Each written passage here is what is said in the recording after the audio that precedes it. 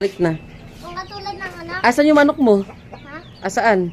Hindi, yung malaki, siya kaya yun. Ah, ikaw yung gusto. Ayun siya yun. Asan ba dyan? Babae na lang ba? Ano, kalalaman? Ha? Kalalaman. Lalaki na naman. Sasabong na naman yung lalaki. Pag lalaki, laging binabugbog sa sabong eh. Ito, may lalaki ako dito siguro. Ito, lalaki din pala to. Ayun na lang yung ano.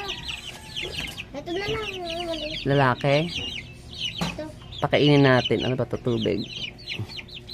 Bigyan ko tubig ha. Diyan muna, wag muna guluhin ha, para di lumipad ha.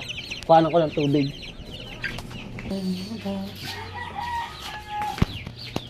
Okay na ba sa isa? Dalawa? Dalawa na. Putik na yung dalawa agad ah. Diba ni anak ko dalawa pa raw oh. Lalaki parehas? Itong dalawang lalaki. Ito lalaki to eh. Ito. Ngayon, eh. Tsaka yun oh. Bulik yung bull. Ah, babae yun. Gusto mo ba babae? Ay, yung lalaki. Oo. Dalawa. Ay, lalaki to. Ayan. Lalaki to. May palong. Laki ng palong. Kasi ito. Ay, yun yung ano. Maporma yun. Ayun. Babae din yun eh.